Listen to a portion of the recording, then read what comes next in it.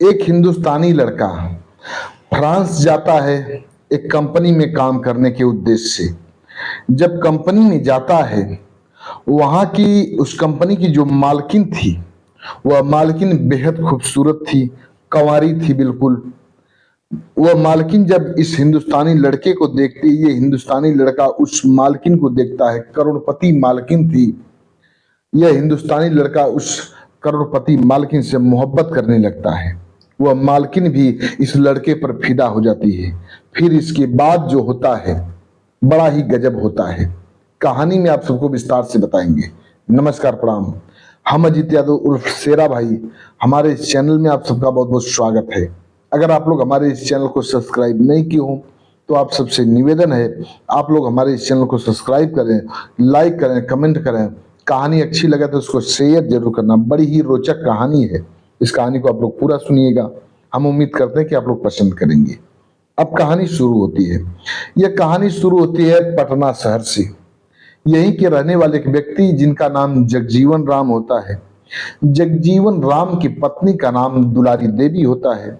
इन दोनों दंपत्ति के बीच में एक बेटा होता है जिसका नाम लोग बड़े प्यार से रोशन कुमार रखते हैं। रोशन बड़ा ही खूबसूरत लड़का था, बड़ा ही होनहार लड़का था। जगजीवन राम जी मेहनत मजदूरी करके अपने बच्चे को अच्छी तालीम दे रहे थे, अच्छी शिक्षा दे रहे थे। बच्चा पढ़ने लिखने में काफी होनहार निकलता है, काफी तेज तर्राक निकलता है। अपने विद्यालय में हर वर्ष अव्वल दर्जे से पास हुआ करता था। उसकी काफी चर्चा होती थी चारों तरफ। धीरे धीरे समय बीत रहा था। जगजीवन राम जी अपने बेटे से कहते हैं कि बेटा, तुम अच्छी शिक्षा ग्रहण करो और हम लोगों का नाम ऐसे ही रोशन करो और आगे कुछ अच्छी तैयारी करो, कुछ अच्छी डिग्री हासिल करो और हम लोगों के घर के हालात तब बदल जाएंगे। जब तुम अच्छी शिक्षा ग्रहण कर लोगे तो अच्छी नौकरी पा जाओगे, पैसा अच्छा कमाने लगोगे, घर की स्थिति बिल्कुल बदल जाएगी। बेटा अपने पिताजी से कहता है कि ठीक है पिताजी, आप ठीक कह रहे हैं। अब रोशन कुमार इंटर की पढ़ाई कंप्लीट करता है। फिर इसके बाद अपने पिता से सलाह लेता है, कहता है पिताजी मैं इंजीनियरिंग की पढ़ाई करना चाहता हूं। तब जगजीवन राम जी कहते हैं कि ठीक है, तुम्हें इंजीनियरिंग करना है तो तुम इंजीनियरिंग की पढ़ाई कंप्लीट करो और जहां तुम्हारी इच्छा हो वहां अपना एडमिशन करा लो। अब पटना शहर में ही एक इंजीनियरिंग कॉलेज में रोशन कुमार अपना एडमिशन करा लेता है, पढ़ाई करने लगता है। पढ़ाई के दौरान उसके कुछ दोस्त थे जो कि समय निकाल करके गाइड का भी काम करते थे। अक्सर वहां विदेशी टूरिस्ट आया करते थे और जब विदेशी टूरिस्टों को उसके दोस्त, रोशन के दोस्त घुमाते थे, टहलाते थे, पैसा अच्छा कमाते थे, वही सब देख करके रोशन का भी मन आगे बढ़ पर होता है। रोशन भी अपने दोस्तों से बात करता है कि अब मैं भी गाइड का काम करूंगा, अपना खर्चा निकालूंगा। एक दिन की बात है, एक फ्रांस की लड़की जिसका नाम हेजल होता है, पटना शहर घूमने के लिए आती है। पटना के रेलवे स्टेशन से बाहर निकलती है। रेलवे स्टेशन पर रोशन गया हुआ था कस्टमर की तलाश में। तभी देखता है कि विदेशी लड़की सामने दिख रही है। रोशन दौड़ करके उस लड़की के पास जाता है, हेजल के पास जाता है, उसका नाम पूछता है, अपना भी नाम बताता है और पूछता है कि क्या आपको गाइड की जरूरत है। वो लड़की कहती है कि हाँ। इंग्लिश में ये पूछता है, वो लड़की भी इंग्लिश में जवाब देती है। काफी अच्छा पढ़ा लिखा तेज तर्राक था रोशन। इंग्लिश में अब उससे सब कुछ बातें करने लगता है और कहता है कि मैं गाइड का काम करता हूँ, आप जहां कहेंगी मैं आपको घुमा सकता हूं। अब वह लड़की हेजल कहती कि ठीक है। अब हेजल रोशन के साथ हो लेती है। रोशन के साथ नालंदा विश्वविद्यालय देखती है, फिर इसके बाद अन्य जगहों को देखती है। जो वहाँ के जो पुरातत्व विभाग था वहाँ के बारे में जानकारी लेती है। फिर इसके बाद जो पुराने टेम्पल थे, मंदिर थे, वहाँ की जानकारी लेती है। कुछ ऐतिहासिक तथ्यों की भी जानकारी लेती है। सारी जानकारी रोशन हेजल को देता रहता है, घुमाता रहता है। धीरे धीरे करीब करीब 15 दिन का समय बीत जाता है। अब जो रोशन था हेजल की खूबसूरती का कायल हो जाता है। वो हेजल भी मन ही मन रोशन से मोहब्बत करने लगती है, लेकिन हेजल खुल करके कह न सकी। एक दिन रोशन हेजल के साथ अपनी तस्वीर खिंचवाता है। तस्वीर खिंचवाने के बाद दो कॉपी लेता है तस्वीर की। फिर इसके बाद उस कॉपी को अपने पास रख लेता है। धीरे धीरे कुछ दिन और समय व्यतीत होता है। अब जो रोशन था बिल्कुल हेजल का मुरीद हो जाता है, उसकी खूबसूरती का कायल हो जाता है, लेकिन डरता है, सोचता है विदेशी लड़की है, इससे अपने प्यार का इजहार कैसे करूं। तभी हेजल का वीजा समाप्त हो जाता है। हेजल अपने वतन जाने की तैयारी करने लगती है। ये कहानी 90 के दशक से पहले की है। उस वक्त टेलीफोन का भी जमाना नहीं था। अब वह लड़की जब अपने वतन जाने की तैयारी करती है, तब जो तस्वीर खिंचवाया था साथ में रोशन, उसी तस्वीर के नीचे आई लव यू लिखता है। हेजल को देता है, लिफाफे में अंदर पैक कर देता है और दे देता है। हेजल उस तस्वीर को लेती है और अपने बैग में रख लेती है। फिर इसके बाद अपने वतन के लिए तैयारी कर देती है, चली जाती है। जब हेजल अपने वतन चली जाती है, एक दिन अपने कमरे में सोई हुई थी। अब रोशन की उसको याद आ रही थी। बैग खोलती है, उस लिफाफे को निकालती है, लिफाफे को फाड़ती है, फिर अंदर से तस्वीर निकालती है। तस्वीर निकाल करके जो ही देखती है, उसके नीचे लिखा हुआ था, तस्वीर के नीचे आई लव यू हेजल। अब वह लड़की बड़ी ही तेज मुस्कुराती है, सोच जाती है कि शायद पहले मैं रोशन को अगर अपने प्यार का इजहार कर दी होती तो शायद वो भी अपने प्यार का इजहार मेरे सामने कर दिया होता।